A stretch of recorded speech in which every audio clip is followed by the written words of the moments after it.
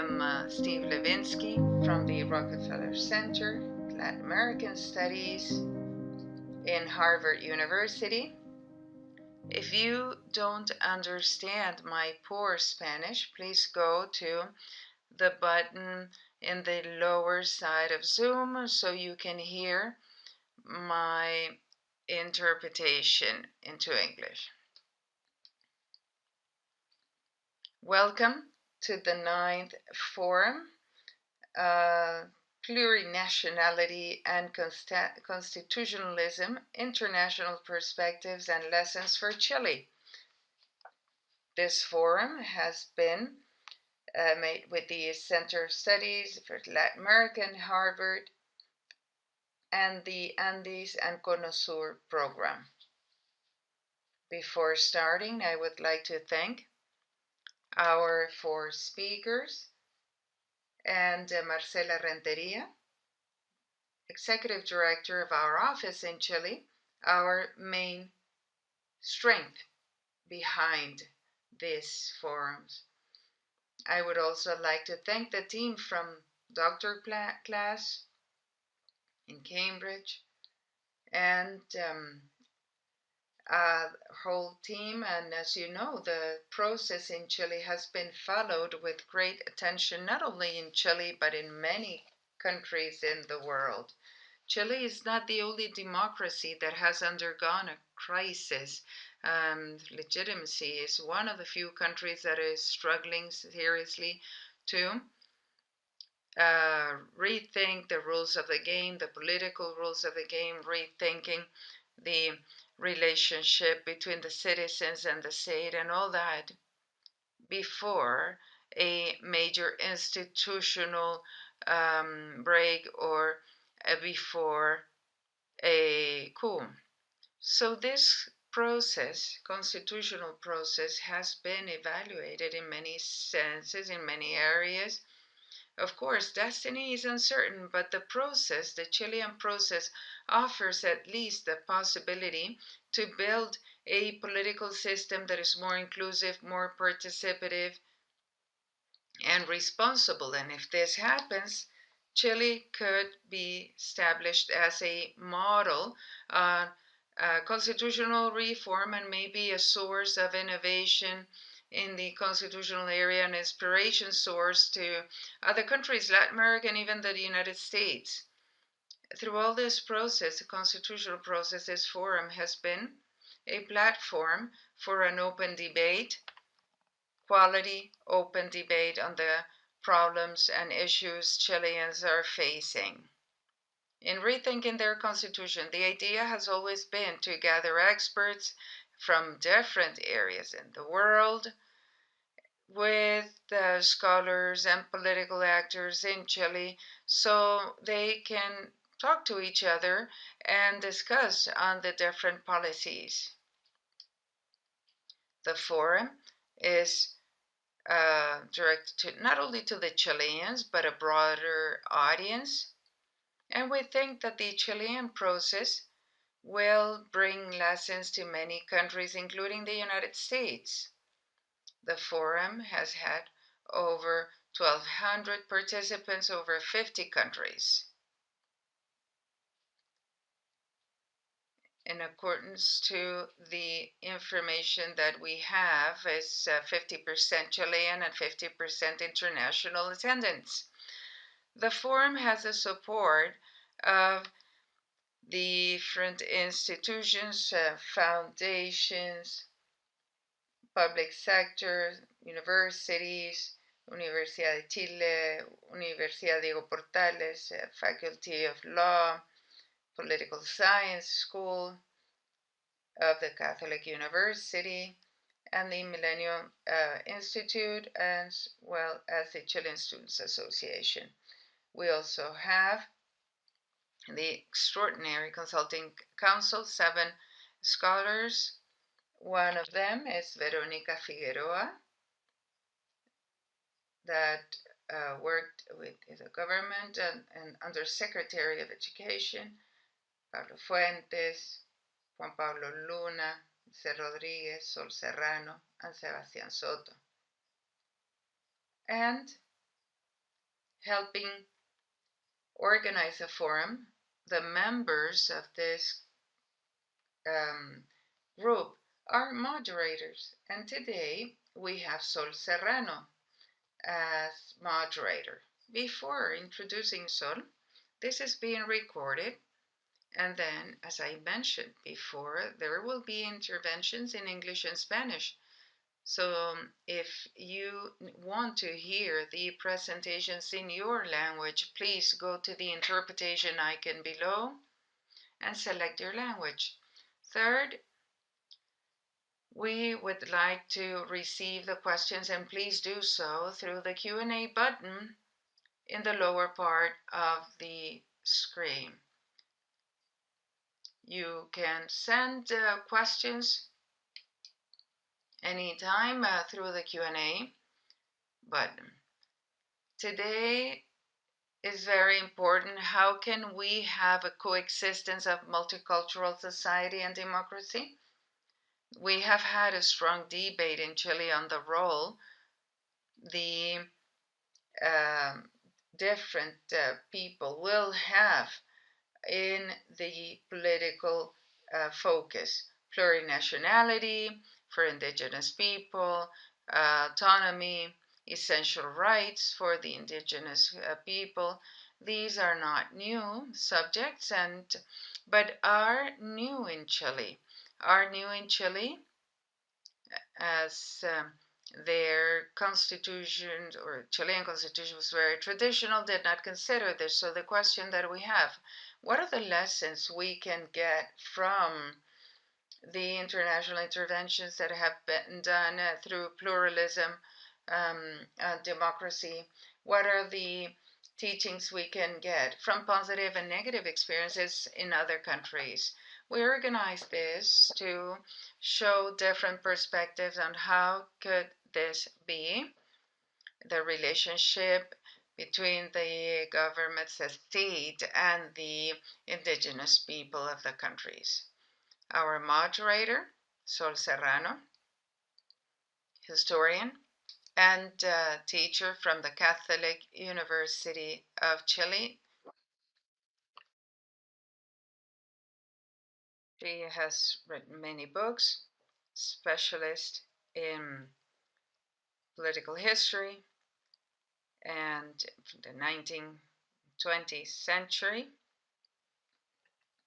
vice dean of the investigations at the Pontificia Universidad Católica in Chile, and received the award of the National Award of History in 2018, and in 2009 she was a Luksic Fellow Scholar at Harvard, 2009. Thank you very much.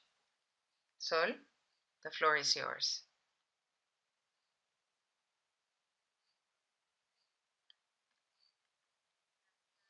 Thank you.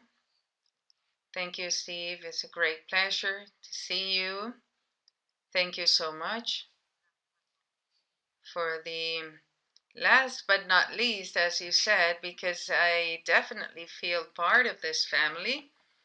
It is a great privilege for me to introduce a group that will be talking about this subject, which is not new in the world, and but it has not been so seen in Chile. I would like to introduce the speakers today. First, our two international visitors, and then our national panelists that will comment. We have Deborah Yashar, professor of politics and international affairs at Princeton University. Many years led the world politics and co-chaired the Anxiety of Democracy in social science research project. She is an author of 3 books, co-editor of 4 volumes, including these intriguing titles of Homicidal Ecologies, Illicit Economies, and Complicit States in Latin America, and the inclusionary turn in Latin American democracies, co-edited with Steve, and she's also a member of the American Academy of Arts and Sciences. She has been a fellow at the Institute of Advanced Studies at the Hebrew University, visitor at the Institute of Advanced Studies in Princeton, and a fellow at the Helen Keller Institute for International Studies in the University of Notre Dame. She received her doctorate in political science from the University of California, Berkeley, and prior to joining Princeton, she was a junior faculty member at Harvard University. Our second presenter is Sofia Cordero. She's teacher at International Sciences in Ecuador, and she's a doctor in social sciences, political studies at the Latin American faculties of social sciences, known as Flaxo in Ecuador. She has comparative studies of the political processes of Ecuador and Bolivia since 2006, and the lines of research have been, as I said, compared policy or comparative policy, democracy, and indigenous people. And then we will offer the floor to Salvador Millaleo, attorney at law and academic at critical theory of law at the University of Chile, has a broad career in defense of human rights of indigenous people, just published a book called, which is quite good and accurate to the times. It's A Chilean Way to Plurinationalism, published in 2021. Doctor in Sociology, advisor of the National Institute of Human Rights, and has had important reflections on the constitutional process as well as the constitutional recognition of the other nations that live in Chile.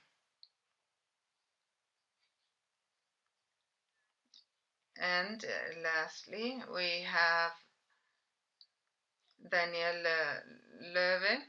Daniel Loewe is a doctor of the Tübingen Universidad in Germany and a bachelor in philosophy in Catholic University of Chile. His area of specialization is political philosophy, moral philosophy, and ethics, with special emphasis on egalitarian theories, multiculturalism, liberal theories, animal ethics, environmental ethics, and theories of international justice. Has done numerous research projects, has worked as researcher and visiting professor at the Oxford University and also in Tübingen, among others. He's also a member of the Research Center for Political Philosophy and the Center of Ethics and Science and Humanities of that same university, both at Tübingen. His recent book, Ethics and Coronavirus, published in 2020. So, as you're able to see, today we have an outstanding group in a necessary discussion. Deborah, the floor is yours. So thank you so much for the introduction, and Steve for the invitation as well. I want to just start off by saying thanks to everybody for this opportunity. This is really a wonderful panel, and it's really a historic moment and important opportunity to start to think about these sorts of questions in terms of making polities more democratic, more inclusive, and maybe even pursuing a development model that is more attentive to the natural world and to a greener future. So I greatly look forward to sharing some opening comments, but I particularly look forward to listening to the other panelists and to the conversation that will follow. So what I'm going to do today, I promise you, is not to talk about homicidal ecologies, which Sol mentioned, but to actually zoom back to some other work that I've done and to think about my comments really in three parts. First, I want to make some general comments about nation states and constitutions, very general, flying high sets of comments. Second, and more substantively, I will focus on reimagining constitutions with pluriethnic or plurinational lenses, a set of questions that I think come to the fore here. And then third, and much more briefly, I'm going to conclude by thinking about beyond the Constitution. In other words, thinking not just about these questions vis-a-vis the Constituent Assembly, but what would potentially follow. And Sol and Steve, I'm sure you'll let me know if I'm going past the time. Sometimes I get overeager, so you'll let me know. All right, so part one of this three-part comment. I want to start off, as I said, with some preliminary comments about nation states, sovereignty, and citizenship. Again, things that we all know, but to zoom out to frame this conversation. We all live, and by we, I mean on the globe, we live in a Westphalian world that takes the nation state as the basic unit of governance. The presumption, even with the United Nations, is that it's founded on principles of self-determination. And that presumption is that nations should coincide with states, that states should coincide with nations, and that the nation state as this composite unit is the basis for political governance. These are big ideas. They are founded in big international conversations and documents focused on legitimacy and autonomy and sovereignty and self-determination. So we know this to be the general case and framework for the United Nations and global conversations at large. And with that as a point of departure, I actually looked at the Chilean Constitution, even though I'm not a Chilenist. The current Constitution starts off, unsurprisingly, by putting the nation at the heart and the center of much of the Constitution. So the term is everywhere, but if you look at Chapter 1 alone, which is the basis of institutionality, Article 1 starts off by focusing on core units. That core unit goes from the person to the family to groups and to the nation. And I think my comments are going to particularly focus going forward on the individual or person and the nation, but Article 1 starts there with that as the core unit of the polity. Article 2 then focuses on the emblems of the nation. That's the second thing that's focused on. The nation as flag, coat of arms, a national anthem. This is the second thing in the Constitution. And then Article 5 says that sovereignty resides in the nation. So, there are other people on the call that know this much better than I, but I just want to start off by noting that the Chilean Constitution is quite compatible with these broader claims of nation states and with sovereignty. And then Chapter 2, of course, pursues this in light of nationality and citizenship to make this point repetitive, but to really emphasize it. The presumption here, as I read it, is that the Chilean nationality is unitary, it is given, and it is the basis of sovereignty and citizenship. But I want to note, and I think that this panel as a whole is asking us to step back and to unpack these assumptions about how unitary the Chilean nation is, how given it is, how tied it is to sovereignty, and ultimately to democratic citizenship as well.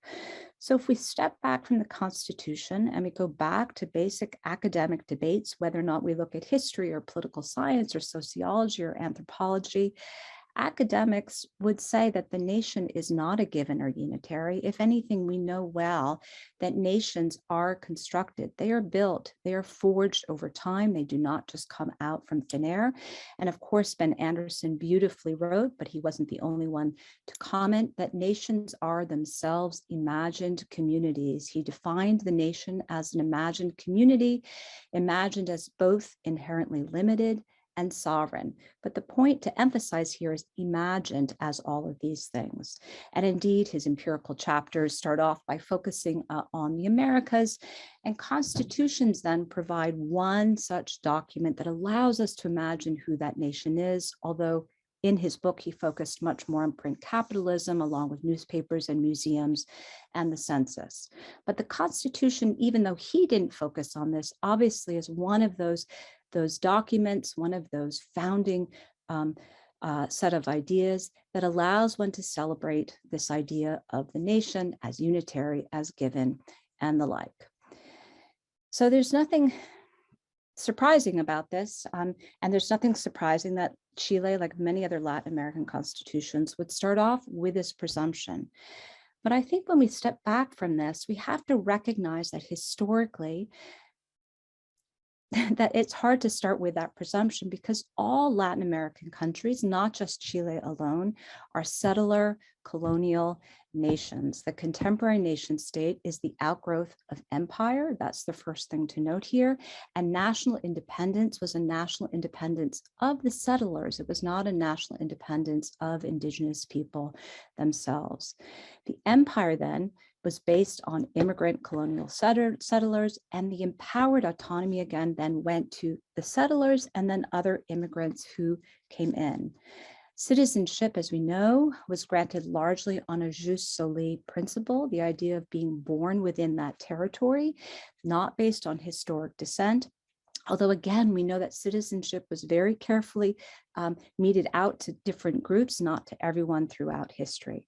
So again, the point I'm trying to make as I race through Latin American history, through constitutions and debates, is that obviously the nation, which is at the principle of so many of these documents, is a concept that is forged, oftentimes quite delinked from a historical process. And it was a process that was forged, and here I want to emphasize, based on coercion and dispossession and erasure. Indeed, colonization and independence occurred not on terra nullius, not on land where there were no people, but settlers coercively took this land from indigenous people who experienced some balance of coercion and dispossession with settlement, extermination, and repressively pushing them off their lands to hinterlands. My understanding is this is particularly the case in places like Chile, and or through a process of enslavement and debt peonage. And this was a process particularly in Mesoamerica and the Andean cases. So they weren't necessarily pushed off to be made invisible, but actually their labor was harnessed. They were pushed to less productive lands, and they were incorporated through a different form of coercion through labor and debt peonage in particular. So I start with this point here, because obviously, to reiterate, independent states in Latin America emerged with settler states that projected a unity on land of who it was to be national, with proclamations of nationhood, oftentimes efforts at assimilation, some cases of projections of mestizaje, but obviously on a history of incredible, again, coercion, dispossession, and erasure. So Chile's constitution is partially an outgrowth of a regional dynamic throughout Latin America, a claim to national sovereignty predicated on a history of erasure, where in fact there is diversity and national sovereignty without recognizing those who lost the sovereignty prior to the empire. Okay, part one finished. Turning now to part two, which is thinking about reimagining the Constitution in light of then these emerging claims in Chile of pluriethnic and plurinational citizenries, moving beyond the idea of the nation, not erasing it, but unpacking it in important ways. So what are the general themes I want to highlight in this second point? The first is to note that there has been a global-wide phenomenon, not just in Chile, but a global phenomenon that has started to think about these questions of indigenous people and the rights that they were dispossessed of and ways of thinking about moving forward. So that international stage, to reiterate what I'm sure we all know, includes ILO 169, the Convention 169, which started to think about these things through the International Labor Organization. It included the International Decade of Indigenous People in the mid-1990s that then was extended for another decade. It included the 2007 UN Declaration on Rights of Indigenous People, signed ultimately by 144 states. That is quite ample. That covers a whole set of issues. I won't walk you through all of them, but I want to highlight that addresses both individual and collective rights, cultural rights and identity, rights to education, health, employment, language, and others, human rights, the right to self-determination, and the right to participate fully if they choose to. Many different comments, but an effort to start to unpack what it would mean to recognize and incorporate Indigenous people into the polity. This, of course, was paralleled on a global international stage with Indigenous mobilization that started to really take off throughout the region. Sofia is going to talk more about Ecuador and Bolivia, but Ecuador and Bolivia became sites of phenomenal organizing of indigenous movements in the 70s and the 80s and the 90s, starting to make these claims on Latin American soil for a kind of recognition in key ways. Not only in these cases, but I highlight them in particular. So how can we start to think about then on this global stage, this recognition of a need to think about Indigenous rights and the recognition of a need to respond to Indigenous mobilization by focusing on the Constitution in general? I should note, I just noted again what most of you know, which is that in mid-February, the Constituent Convention started to think about many of these claims, in particular when a proposal declaring Chile to be a regional, plurinational, and intercultural state formed by autonomous territories was passed on to the next level. Okay, but I want to highlight 3 points that I think these observations make. One is to say that constitutions in this context are being encouraged to think about recognizing beyond the nation, to say that it's not just that there's national homogeneity, but in fact to recognize multicultural and plurinational, some places might say pluriethnic, makeup of the polity.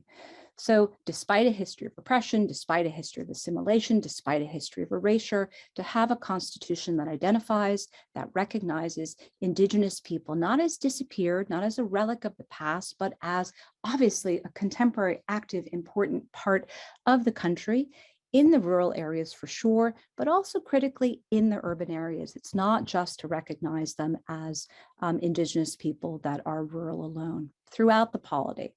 This would include the important claim of recognition. Again, we're to go back to the Chilean Constitution, chapters 1 and 2 might change the Constitution to recognize a language of pluriethnic, national, multicultural population. Emblems might include different kinds of flags and et cetera. Social rights might start to recognize a need to think about bicultural education, legal documents, legal representation, and the like. These are the kinds of debates that are happening on the international stage. These are the kinds of debates that have been discussed, in some cases passed, in Mexico, Colombia, Bolivia, Ecuador, and elsewhere. These are the questions before the Chilean Constitution. So first, recognition, just recognition, a recognition that has not been in the current Constitution. Second, is to note that representation, political representation, might include not only the representation of the individual or the nation, but to start to think about representation as being embedded in individuals and collectivities. So let me unpack that for a moment. Many liberal constitutions start with a recognition that political rights inhere in not just the nation at writ large, but in the individual as the primary unit of representation. It is the individual who is rights-bearing, whether or not it's civic, political, or social. It is the individual who has responsibilities in the states. It is the individual who has representation that derives from that understanding of individual rights. And again, this is part of the Chilean Constitution too, as well as many liberal documents. One might assume that in a theoretical sense, this would be great. If everybody has a voice and everybody is recognized, this would be a terrific way to express opinions, voice, vote, etc. And it could aggregate into parties, which I know you've talked about in other sessions. Parties themselves have a crisis of legitimacy. But there are also critiques of this individual focus, which is that equal opportunities do not necessarily result in equal outcomes, especially when societies are cleaved by class, ethnicity, race, etc.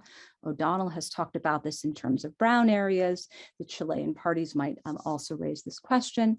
So focusing on individuals is one step, but it is not the only step, especially, and in this case, if it comes at the expense of communities that want to be recognized and represented as communities that themselves are historically prior, communities themselves that want autonomous spheres of political rights, jurisdiction, and autonomy, which I'll come back to, communities that have their own traditions, identities, and culture, and meaning and governance within Chile, not instead of, but within Chile.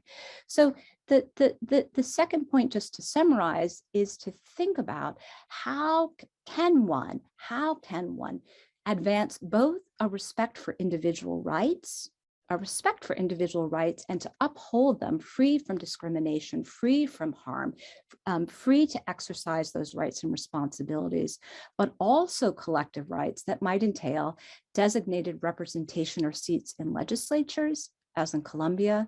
They might entail dedicated ministries or representation across states. I know Chile has a version of this already, but not in the Constitution. It might include collective representation at the local level, and it might include things like consulta previa, especially when it comes to questions of land going forward. So again, this second point complements recognition by saying the unit of representation at different levels is the individual for sure, but it could be also complemented by communities of indigenous people represented at different levels, institutionalized at different levels.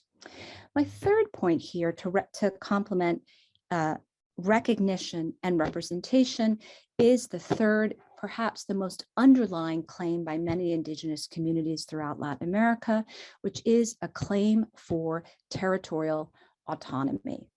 A sense that the nation might coincide with the state in the current version for sure, but the question is, can it be more than that? Can you have a territorial autonomy? I want to reiterate, not an autonomy that's demanding secession. That's not the claim. Not an autonomy that is only decentralization. That's a different pattern of devolving power, but a territorial autonomy within states that recognizes indigenous jurisdiction in the context of legal pluralism. So autonomy in this case might include, and again, you folks know the state of the debate here better than I do, but throughout the region has been a question of whether or not territorial autonomy will recognize customary law, usos y costumbres, in a way that allows communities to have different mechanisms of governance, to adjudicate conflict, to make decisions about the community. Again, this is a debate about legal pluralism, which exists in many parts of the world. Second, in addition to jurisdiction, is a question of control over ownership and uses of land, right? So land, this territorial autonomy includes jurisdiction, but it might also include inalienable and perhaps indivisible rights to the land. And here, and perhaps politically, the most controversial on a global scale is land, of course, raises the question of, even if that's granted, would it include subsoil rights to the land, not just to be able to use the land on the surface, but the subsoil rights that might include water, it might include other natural resources. In Ecuador and Bolivia, oil is a question. In Chile, maybe lithium would be the question here, but a question of how does one think about the land of territorial autonomy. Consulta previa is one of the ways to think about the discussion here. So control over ownership and uses of land is the second point. And the third, within this third point that I want to emphasize, is if territorial autonomy is advanced, how does one do so without creating isolation in communities? So it's not about creating reservations where the state wipes its hand of any responsibility. There has to be a way to recognize territorial autonomy, coterminous again with state responsibilities to communities in terms of politics, in terms of resources, in terms of social services and the like. So I suspect I'm coming up against my time. So let me just wrap up with this third point. 2 minutes? Okay.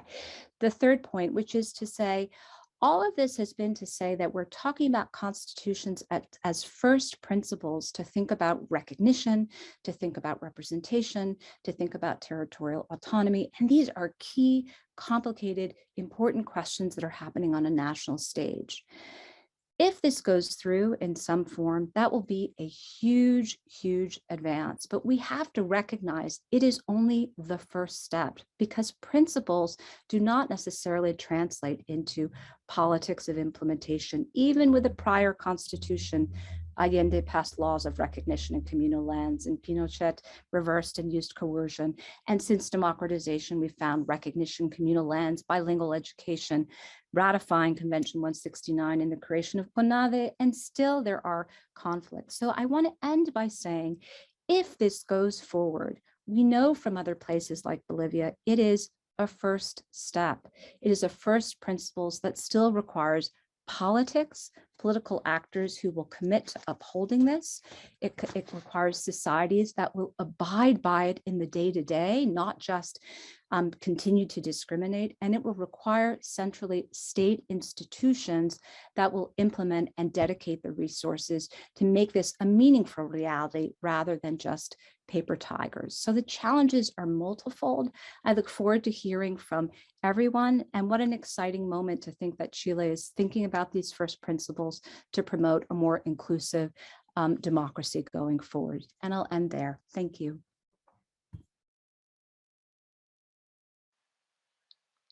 Thank you so much, Deborah. Inspiring. Organized too. Sofia. Sofia Cordero, the floor is yours. Thank you, Saul and Stephen. Thank you very much for the invitation. Thank you, Deborah, for your presentation. It would be very good to add this up to what I'm going to tell you about Bolivia and Ecuador. I will talk about 3 areas, fundamental areas: plurinationality in these countries, and that have marked them. First, the relationship of the indigenous people with the state and how they have related to the state. And the second subject are the fundamental pillars of the plurinational state in both countries. And thirdly, the capacity of innovation, institutional innovation for diversity. This is a question that has called my attention, and think that this is very important. And this is something that will continue, and it is evidence of what has been achieved. The starting point is to recognize that Bolivia and Ecuador are united by a very strong link, which is a struggle of the indigenous people that have opened up spaces in the political scenario. And they have looked for the plurinationality of the state since the 90s. And the starting point is the approval of the new constitutions, 2009, 2008, and the 2 legal instruments. They become a milestone in the area of politics, and both states have adapted plurinationality as a principle. So starting from that, we have the question on how to transform these principles into practice. regarding the first point, the plurinational state in both cases has been marked by the type of link or bond. And also within the context they were negotiated. In the case of Bolivia, the indigenous people and the Constitutional Assembly and the political area and sovereignty of the people, they were at the top of the success and they accessed state and they took most of the seats in the Constitutional Assembly. However, we need to take into account that this was done through or in an environment of great polarization. This was due to the cleavage, the ethnic cleavage and the discrepancies that existed between the Aymara, the Quechua, indigenous people from the lowlands and the other population located in Santa Cruz, Pando, Beni, and Tarija that are not highly focused on the ethnical issue. So this is a cleavage and the national too. It's east versus west, and this cleavage was deeper after the absolute majority of the socialism movement. After the return to democracy, there was a democracy, an agreed democracy with no absolute majority, and it was negotiated in semi-presidentialist, semi-parliamentarist. That increased the cleavage, the cultural and ethnic, and that is how they arrived to the Constitutional Assembly. The agreement from the main organizations, unions, that started in 2004 in the crisis of the government of the time. It was an axis of formation of the, and that also favored the top level of these parties, and some trends were more indigenous, and the return to IU, to return to Collasuyu, versus the indigenous movements and nationalism presented by MAS and the nationalization of the natural resources and a number of demands. So MAS will be characterized by having circles, which is surrounded by circles that get closer or further from the demands they satisfy from all these complexities and federations. Conflicts for the approval of the new constitution, they were more evident and reached the top in 2008, and they did not reach the majority of the votes. And in the departments, we're going to the regional side. Among the departments of Potosí, La Paz, Oruro, Tizaki, and Cochabamba, they were from the MAS, and the other departments where the main demands were demands from their department. So in 2008, we had a major crisis, almost leading to a civil war. This was not solved in the Constitutional Assembly. It was not possible, but it led to a referendum, and they presented to revoke the president as well as the members of the 8 departments, and it was ratified, the president, and it was ratified the opposition, and so it was legitimized. The conflict was legitimized. and it was established as a very difficult conflict. However, MAS and the opposition, facing this scenario, the need to approve the constitution, they reached a negotiation, and they made an adjustment.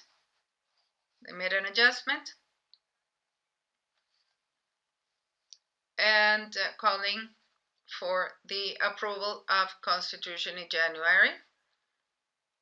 And constitution is approved January 6, 2009. Evo Morales and Guinera, they're chosen again, and that is the end of the constitutional stage in Bolivia, which was dramatic. In Ecuador, on the other side, political instrument, Conadi and Pachacuti, they reach the assembly with the city alliance in the first election in its worst crisis stage, political crisis stage. That, after the failed alliance of Lucio Gutierrez, that ended up dissolving the alliance and generating negative relations between the state and the indigenous movement. In the organizational side, it ended the organizational power. In 2006 elections, Luis Maca, which was the candidate of Chacuti, did not obtain more than 2% of the votes. And in the Constitutional Assembly, Pachacuti achieved 4 of 130 seats. So there is a clear difference between the two processes. Rafael Correa won and consolidated the indigenous groups in the government and generated conflicted relations until the end of the citizens' revolution.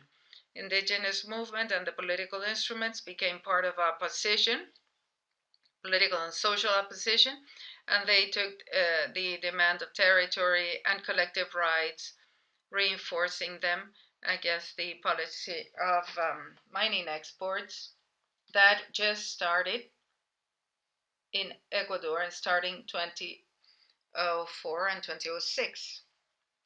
This marks a radical difference in both countries for the implementation of plurinational state. Constituting themselves as a plurinational state was an act, a unique act that brought together the governments developing new institutions, new mechanisms that were inexistent in terms of legal recognition, so as to make plurinationality a reality and not only part of a process. Let's go to a second point, and the question was, what were the main pillars of the plurinational state between Bolivia and Ecuador? I say two. And the collective subject breaks the individual citizenship, individualism, and that has a new statement, and nationalities and indigenous people, and we have different names, and we can discover how we were they were able to develop these terms. It was a very strong debate how to include all the identities, indigenous identities in the territory. So these are terms that start from that. And autonomy, territorial autonomy, understood as an exercise of the territory and self-determination. In Bolivia, indigenous autonomies, and in Ecuador, circumscriptions that were recognized in the Constitution of 98, and they were included with the same name of special regimes in the Constitution. And I want to refer to the specificity of the cases of Bolivia and Ecuador in a global text. And for that, many places in the world many states deeply divided in ethnical lines. They already had some trials, constitutional trials, to add diversity and structure. So the different groups would be represented. Federalism in Canada, Confederation in Sweden, and processes, decentralization processes where many countries did this. Migrants, they are part of these efforts for managing differences and diversity. All these models share a feature, and they accept the paradigm of the national state, with which it should have full coincidence between the territory of the state, nationality, and the government representing it. Now, even though these schemes have been represented and that bring together or divide their population, it is necessary to recognize that there are many nations within that state. So in many cases, that might open the door to secessionist movements. So in contrast with that, if we put plurinationality, it challenges that unique relationship between nation, self-determination, and state. And it takes out or discards the division of the state. So the full theoretical discussion that it is necessary to say, because of the need of self-determination of the indigenous people, Latin American indigenous people, never in none of the examples we have seen include secession.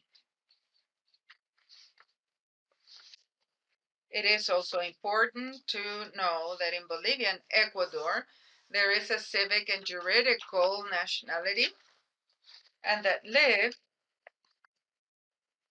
comfortably and with the indigenous communities and the other communities. And that presents challenges and great challenges for the implementation. Now, going from the principle to the political reality of plurinationality implies consolidating the government and a shared government for the national arena. So it needs to recognize identities, indigenous identities. They should institutionalize new actors, movements, repertoires of action, new vocabulary. It demands the creation of new mechanism of representation that allows political representation and with other groups that guarantees self-determination. Lastly, I would like to refer to the capacity of innovation, institutional innovation, making emphasis in a new term for legislation, which is intercultural democracy. Intercultural democracy is more developed in Bolivia in terms of political debate. And in spite of mentioning this in Ecuador, it is in some spaces. However, there is no implementation level, institutionally speaking. In 2010, Bolivia and Ecuador, it is published in Bolivia, the autonomy law is passed, and in Ecuador, the organic code of autonomy and decentralization. Why is this important to mention? Well, with these instruments, it is established where the indigenous nationalities, as well as other communities, are autonomous and become part of the plurinational state, and that is to carry out this self-government or territorial self-government. In this sense, the process showing the multiplicity of experiences as well as the major difficulties, internal and external, that they have had to face to have the plurinationalism principle. I need to point out the different processes of Ecuador and Bolivia. And the constitutional process started in 2009, and with the process of transition through a Supreme Decree 131. And it raised many expectations. And through the referendum, 11 of the 12 that were part of the transition process, in those 11, yes, won, and they were part of the process. Now, for this process, it is important to know there was an institutionality, a new institutionality formed in the plurinational institution and a ministry of economies that were not only focused on the indigenous economies, but on the new institutionality. That new institutionality started and finished its first stage of existence with the approval of the first in Charagua by the first and the second largest municipality in the country, and paradoxically is in the lowlands in one of the departments of the MAS. Why it starts there? Because they have a historical organization, and in 2019 they have 4 indigenous autonomies for the number of municipalities and the indigenous population there. In Ecuador, what they had, it was continuity of the model, and as they moved forward, the context of the government and political alliance made this re-articulate the policies of the government and other initiatives that affected social organizations and also other issues related to rights. And I would like to close with this, is that intercultural democracy is a term and a new practice that is under process in Bolivia. The term is there since 2010, and that intercultural democracy is made up by the recognition of 3 types of democracy: representative, participative, and community. And why is this important? Intercultural democracy puts into debate the importance of juridical rationalization, political practices, and habits, organization, and culture that are part of the system. We need to set the idea that what has happened in the Bolivian state till now is a mutation, is a combination process of building new institutions that are not there forever. They are new, and the renewal and the expansion of the institutions and the liberal practices and participative democracy, etc. Thank you so much. Thank you, Sofia. I think we have learned very much. I would like to remind the audience to present the questions in the Q&A chat box. below in the bar.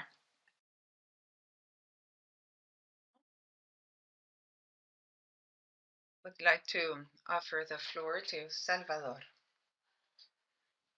Good afternoon, everyone.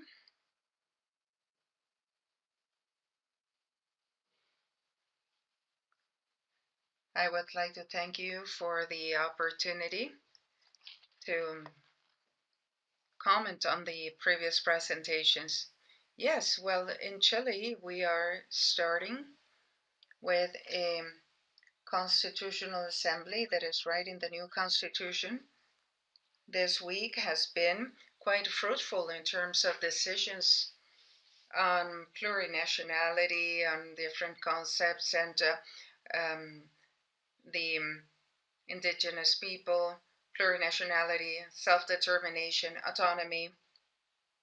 All this has been incorporated to the draft of the Constitution, and there are other standards that need to be worked on, but it shows that there is a will to use,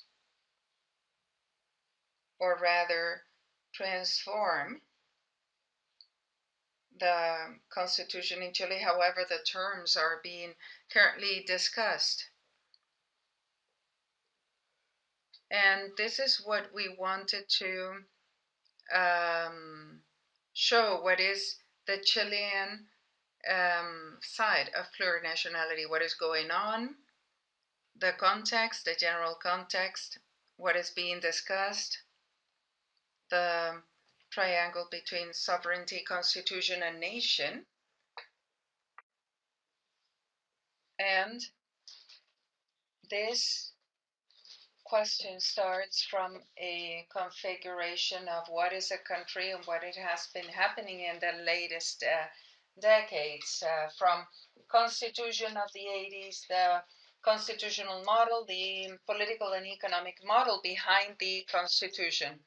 So the Chilean path as well, how Chile is positioning itself in a global model.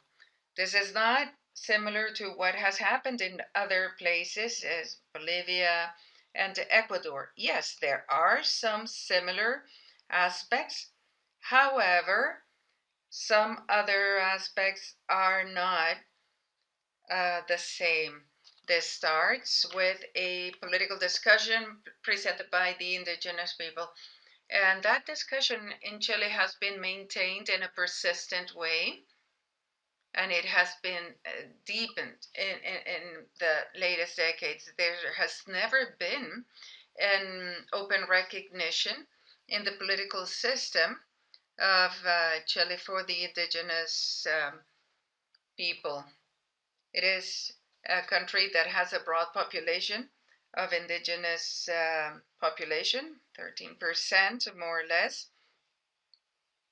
And this lack of expression can also be linked to dispossession, impoverishment, ill treatment of the indigenous peoples within the Chilean politics. And this might even be more extreme compared to other countries.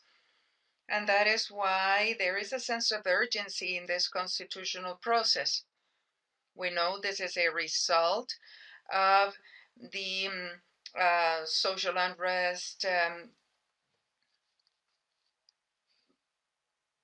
and it is a conflict that has been growing, and this has started before the uprising, the social uprising, and between the most numerous people and the state of Chile. And there has been violence, institutional violence, and political violence by radical groups that have appeared within the Mapuche people, the Mapuche community. And this is something that has been seen in the country and that have been manifested in with negative consequences, and economic negative consequences for the Mapuche society. This is the difference between this and other constitutional processes elsewhere. All the parties of the conflict are not in this process. They're not part of the process. There are sectors of the Mapuche society that they want this constitutional change. However, the other more belligerent groups are not part of this process, and this is a precondition of what could be a future peace process. However, there is always a question: is this going to be adequate? Is it correct to act this way? Or maybe we might be arriving late. This constitutional process is important for the indigenous people because it considered the inclusion of the indigenous people, and that is ensured through the seats. Now, the seats for the indigenous communities is in tension due to the internal dispute in the convention. Some want to take them to one side or the other, as well as the fragmentation of the indigenous communities. In any case, they have had quite a productive role, and we are seeing this in what is being produced in the assembly, also a strategic and strategic milestones as the first chair of the assembly, say Mapuche scholar, and considering institutional ways and the aspiration of achieving interculturality in the political arena. However, it has certain fragility, and this is something that needs to be considered, and that is between pressures from idealized communitarism, those that do not want to participate in the constitutional process. They have been in conflict with the state. They are highly radicalized, and they limit institutionality. And on the other side, that this articulation of the social fabric, and that is not only on the indigenous communities, but the advancement or the development of the state. Well, there are regions that has been ill treated, but the state is always there in infrastructure, influence, and the capacity of assimilation. In many cases, it has been destructive for the indigenous communities there. So these more search of more higher integration, the integration of the social fabric, and all that is facing this notion, this issue that has not been highly discussed, which is the idea of a nation, of a unitary or unit nation, and how the state was developed by an intellectual elite, and the intellectual elite knows that there is historical individuals that question that. The idea of having only one nation challenged by a plurality that is not well represented. And this is a classical discussion of the political energies that we're seeing. So therefore, we have a situation that is interesting, is dynamic. It has changed last years. However, this is not easy, and it has some common aspects. as in the process of Ecuador, Bolivia, and makes us think that in its development, it will not be just as it has happened with plurinationality in these two countries, in Ecuador and Bolivia. Thank you, Salvador. Thank you so much. You have been quite accurate and summarized greatly and within your time. Now I would like to offer the floor to Danielle.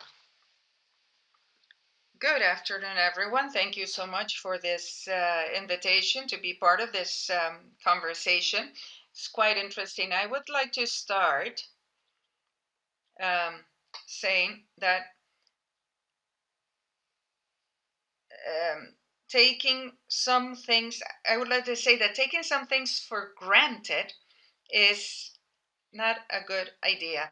So the idea of plurinationality, of special rights, I'm not saying that we need them. I'm just saying that there are other alternatives. There are other alternatives.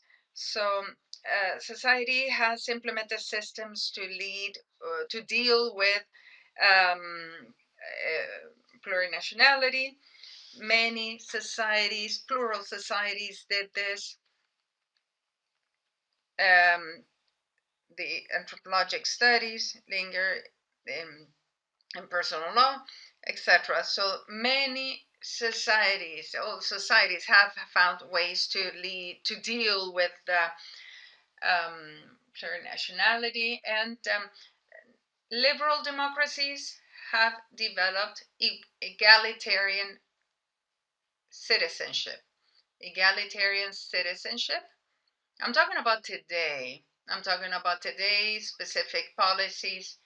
The idea of this is that citizens, regardless of their race, origin, genesis, they have the same status to the state, to their country. So, with the idea of duties and rights.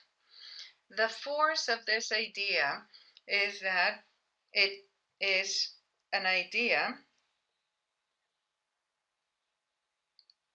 that has to do with the base of how it needs to articulate policies, laws, and an idea that the way or the means for growth, of human growth, are universal. They're beyond any differences of the individuals.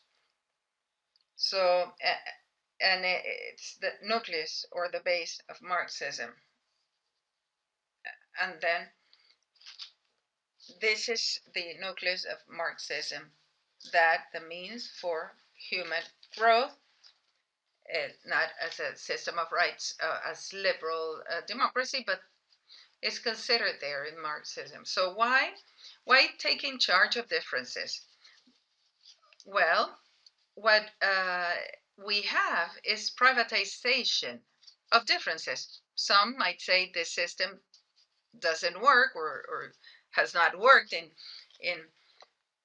other places, as with the religious struggles in the of the 30-year war in Europe. So we can say that liberal democracies with egalitarian have been able to deal with diversity. So egalitarian citizenship is in the has the question if it's emancipating, if the idea is that the origin is a synonym of destiny, and that is in the critical liberalism, and you find this in Marxism. So what do I want to say with this? That the integration model or accommodation model through plurinationalism that is offered and in multiculturalism is different to what I'm describing. The idea is that the idea, and we need to say this, correspond to the nationalist ideology, the dream, the nationalist dream. We think of Gelmer and others. What is the nationalist dream? Is that each nation has a state, and each state has a nation, and through mechanisms we recognize them as such. If the nation is unique, we have the idea of an origin, and the characteristic of a nation, a wish to self-govern, and the state juridical, the recognition of others. As this is not possible in our world, 196 states and many nations, nationalist ideology goes for the second best possibility. And what is that? It's plurinationalism. So within different states, you have different nations. So within the states, there are different nations. And that can bring forward self-government and the self-governing or self-administering. And this is the model this discussion is based on. We don't need to leave this aside regarding the situations of justice, evident situations of justice, etc. So why should we opt for such a model? And in literature, we have seen arguments of freedom, arguments egalitarian. Some states, they say they're neutral, but they're not. They have integrated to their juridical and social some arguments, but overcoming inequality is social integration, that is based in plurinationalism with diverse ideas. A third argument, which is more relevant, is recognition.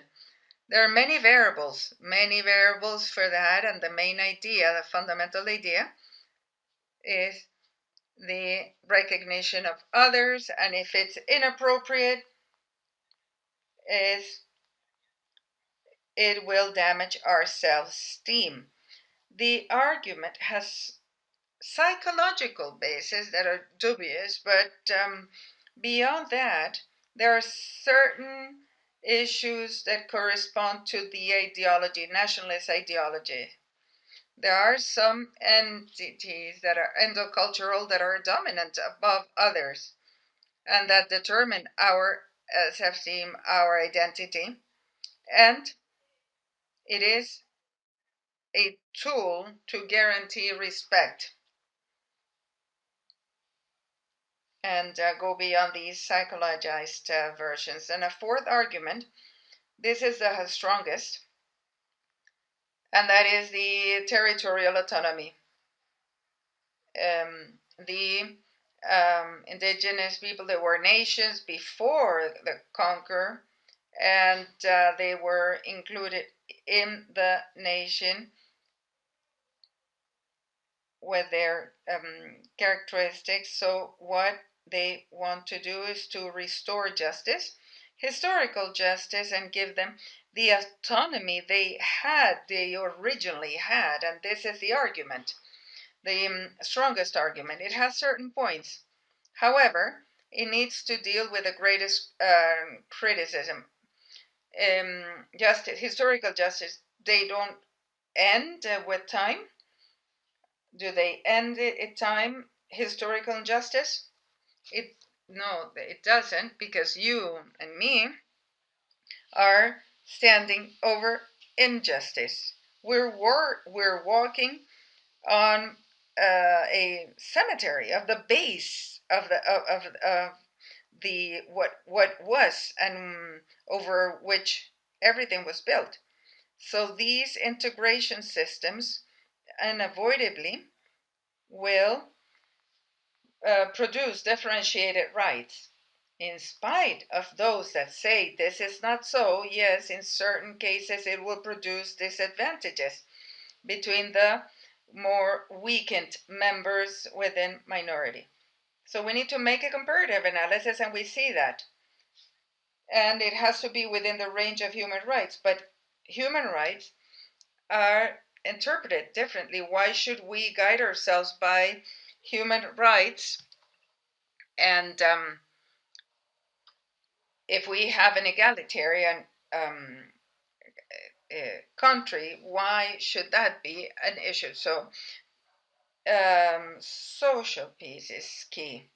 And this is something that we need to live. We cannot simply hide that under a demand of justice. There are elements, but it's not full. There are elements of justice, but there are also elements of fact. I would like to go back to the first point I made. This way of method of integration is part of the nationalist ideology. Nationalist ideology is the hardest and impresentable, the one that says that nation is formed through an is nationalism, is ethnic and cultural, which is nationalism that goes from a nationalism found in the German Romanticism and goes very fast from the area the same. We're different, we're special, and we're better than. Do we definitely need, beyond the argument of social peace, do we definitely need these type of ideologies? Should we go back to the nationalist nations? Why do we think that we're moving forward? Because maybe we are, in fact, moving backwards. Thank you, Daniel.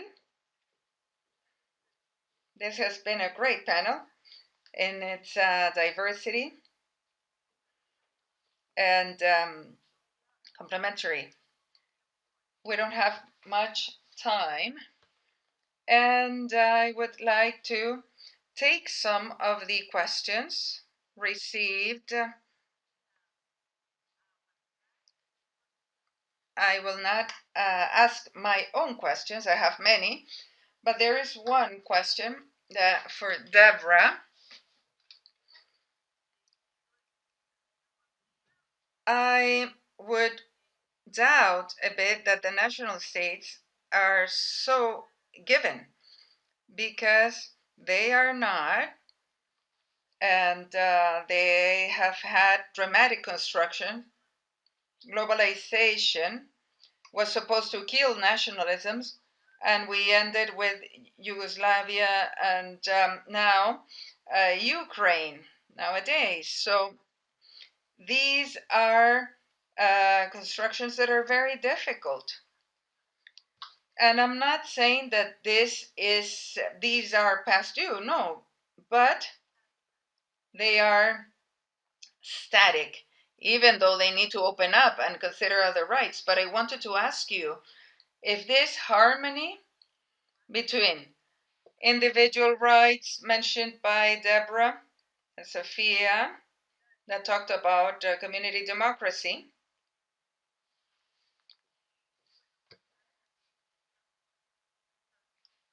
this is something we want to ask you all, how to solve this situation.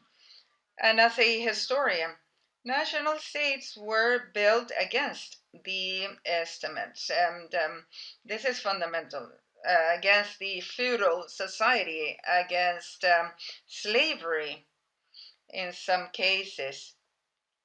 So the idea of this national state, oppressive national state, and democratic and with individual rights, it's a question that I ask myself, because I cannot solve this intellectually speaking. Well, now, moving forward and now going into the questions after my comment, I would like to gather two questions. Salvador, the pillars of the plurinationality in Chile. And another question, also a Chilean question.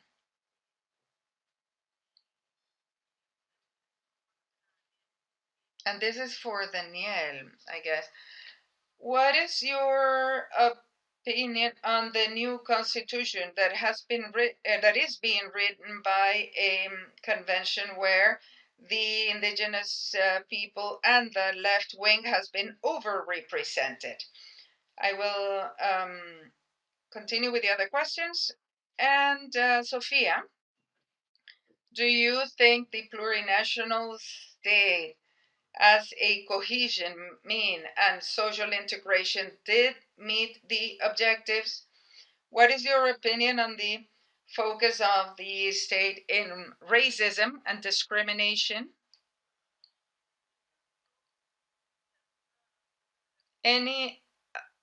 If any of the Chileans would like to answer this, what would the impact of the Chilean elections in the process of constitutional reforms? This question might need more political expertise, but maybe one of you can answer that. And then Sofia's question, and the other question for Deborah, if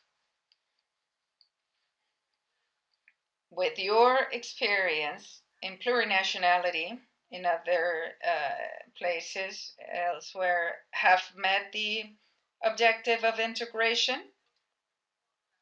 I think I summarized the questions, and I'm leaving all these subjects to each of you. We will start in the same order, and it's 8:30. We have 15 minutes. Marcela, yes, we do.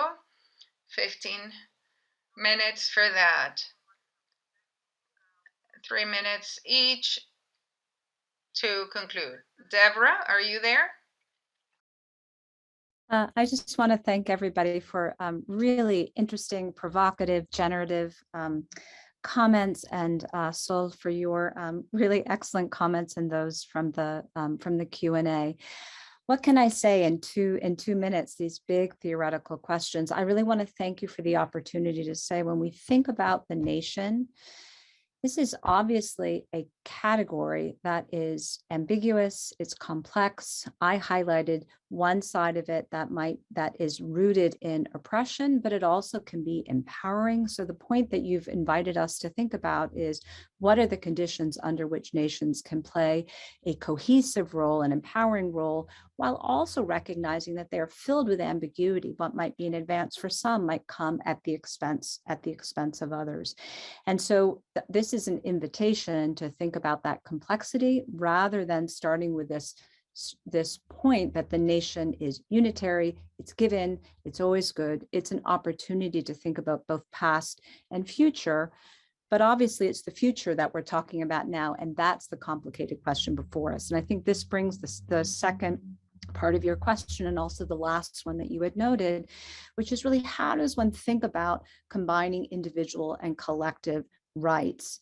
I want to note for a moment that we do this all the time. But what's different is that we normally do it with individuals and class, because after all, the welfare state in many parts of the world is predicated on thinking about certain social groups, in that case, usually class in terms of poverty, et cetera.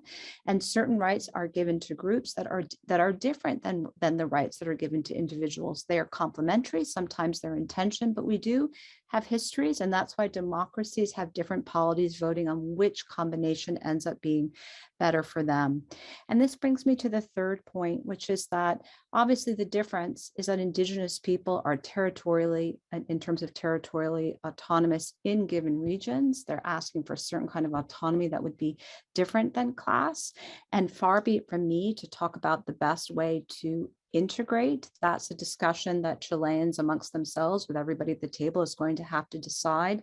But having just taught a class on integration on Europe and citizenship, literally an hour before coming in here, that oftentimes the discussions about integration are one way.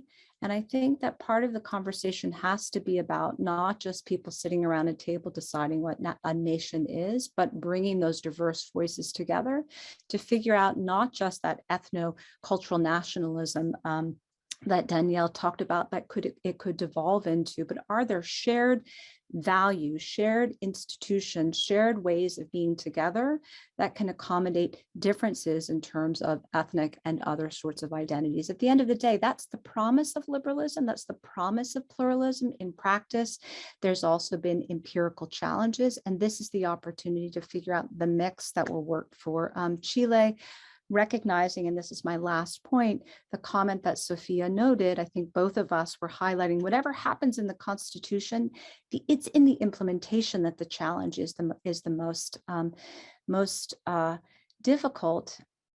And where Ecuador and Bolivia are different than Chile is that Chile has a much stronger, capable state and a stronger economy overall than would be the case in Ecuador and Bolivia, where in real time, things were happening with the Constitution and building up those institutions from the bottom up. There's a different context for Chile than in those two Andean cases. And I'll leave it there. And I want to thank everybody for the opportunity to learn from you. Thank you. Thank you, Deborah. Brilliant answer. Sofia now.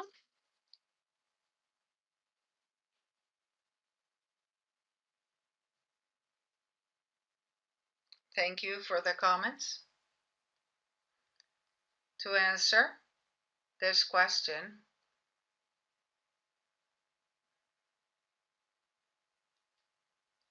you have to become a spokesperson of the plurinational states of the indigenous people. This has what we have lived in Ecuador and Bolivia, the plurinational state.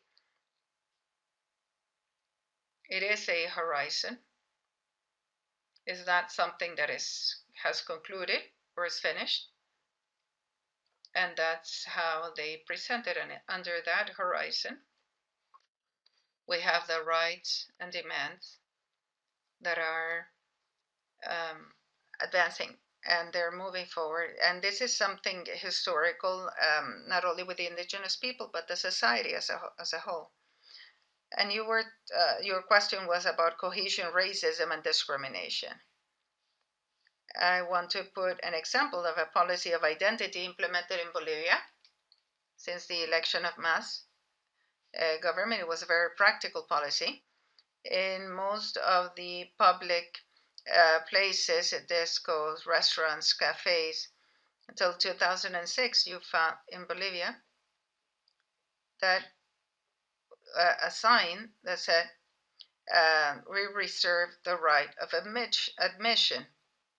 That by law changed, and in those places, everywhere, public places, you have a sign that says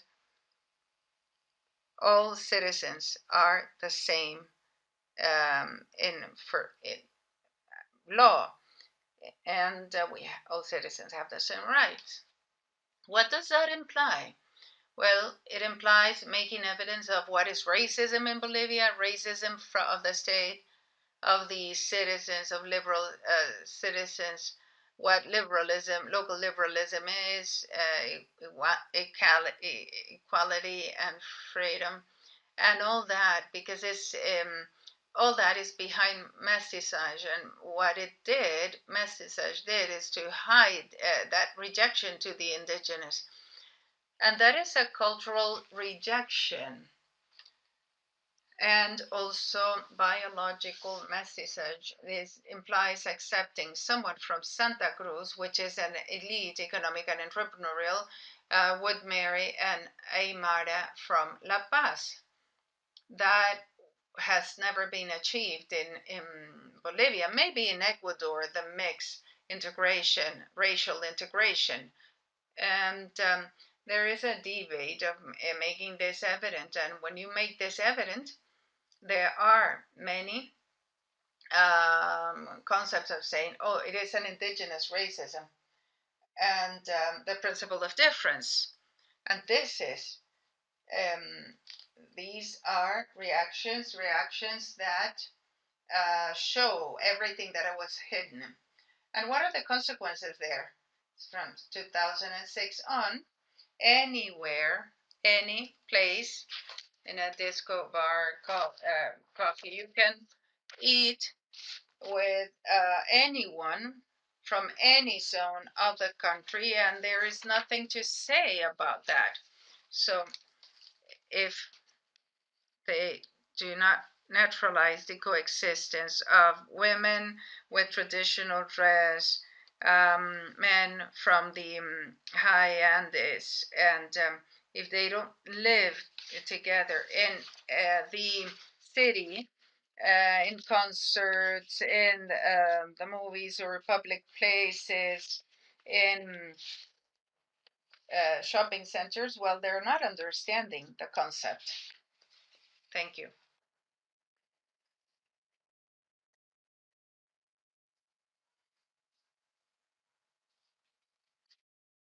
Thank you, Sofia. Salvador, the floor is yours.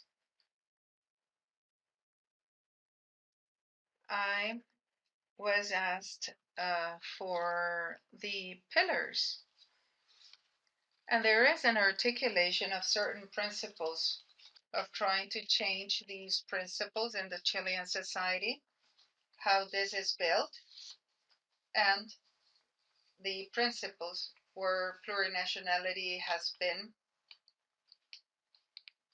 and plurilingualism and the idea of citizenship. Now, within the other pillars, we point out representation and in the convention, if it's going to be presidential or not, bicameralism, unicameralism, and what we need to do is to ensure a representation of the indigenous people and the reserved seats where they ensure that these seats will be for the indigenous people. And one of the most crucial subjects there is the indigenous people and the Mapuche people had a broad property, and after the military, after 100 years of studies, their land has been reduced. The indigenous property, community property, has been reduced, considering the social conditions in Chile. So the rule there has a challenge of recognizing the indigenous property, the indigenous land, and what they want to do is to create a restitution process that will be effective, sustainable, avoid conflict that has grown. And due to that, also the ancestral heritage that has not been recognized. In fact, it has been lost. And the international law, which is key. And there was a vote in the convention, and there is a rule, and that rule defining autonomy is being better discussed. So there will probably be a reference, and they need autonomy, juridical autonomy, effective autonomy, integration, the control of the natural resources, and autonomies that are looking for respect of the non-indigenous people in the territory, and they should not be abandoned. A governance of multiple levels. So the challenge is to make it efficient, and it has to be fast, not waiting 10 or 20 years. And that is a challenge. So these are the pillars, and that is far from an exclusivist nationalism. So plurinationality in Chile has been carried out in Chile and has nothing to do with rupture. It has nothing to do with the rupture that has been raised by the more radicalized groups. And they are the ones that reject the process. There are small groups, however, they have had a very high impact in conflict with the state. And they are not participating in the constitutional process, as I was telling you. So this is not precisely the culture of what is nationalism, but it's an integration, not on assimilation, but integration on talking and a political community between the indigenous people and the nation, the Chilean nation. Pretty far from divisionism of radical groups that reject that. Plurinationality, they say plurinationality is like domesticating the indigenous people. And we need to see how this will turn out, what this will be about, and how it will end. Thank you, Salvador. We keep our hopes high. Danielle, thank you. There was a question on what I thought about on the overrepresentation. Well, there are procedures. The procedure has been carried out, and it was legitimate. There is a mechanism for the approval. So if the Constitution is the house for everyone, I think it would be better to have a higher representation. Now, what I wanted to say is that, yes, nationalism has many demands, and not all demands are rupturist. Nationalism is not characterized for being rupturist. Nationalism is not characterized for being aggressive, but this is only a way. It's plurinationality, which is a way of nationalism, and that is inscribed in not an aggressive nationalism or blood and territory, but is a way of nationalism, ethno-culturalist nationalism, and which is has been seen in history. So the states have a collective right. At a juridical level, there is doctrine of right, but the characteristic or the demands on collective rights are different, or they differentiate from social groups. The main difference, if the demand of social groups, they have achieved great success in the last 30 years. And in different groups, the characteristic of those rights is that they have a temporal limitation and they coincide with the systemic discrimination. That's when these collective rights are over. These is the moment where these rights are over. And they're the ones that are proposed in the multicultural way to maintain our culture forever, as Taylor said. And beyond that,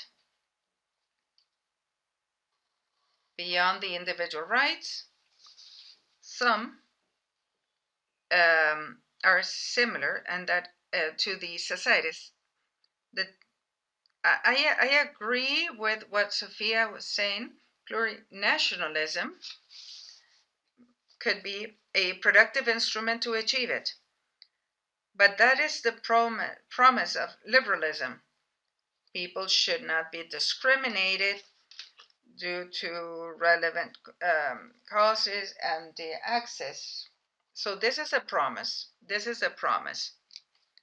And plurinationality is productive to achieve it. And what is being achieved is the promise of liberalism. Thank you. Sofia, you were raising your hand? No? Okay, now, well, I was mentioned, yes, 1 minute. Yes, the indigenous people, they want to go beyond the promises that they were supposed to be included and they were not. So hopefully plurinationalism will stop being a promise and will become a reality of rights that was not being achieved otherwise. Thank you, Sofia. Thank you so much for the privilege and for listening for the debate. Steve, you will say goodbye from Boston? Yes, I will say goodbye from Boston. And I will be brief. It's time for dinner. I would like to thank Sol, Deborah, Sofia, Salvador for the wonderful presentation. And I would like to say that the next forum will be April 20 at 12:30. And that would be Green Constitution and Natural Resources. Thank you so much. Have a great night.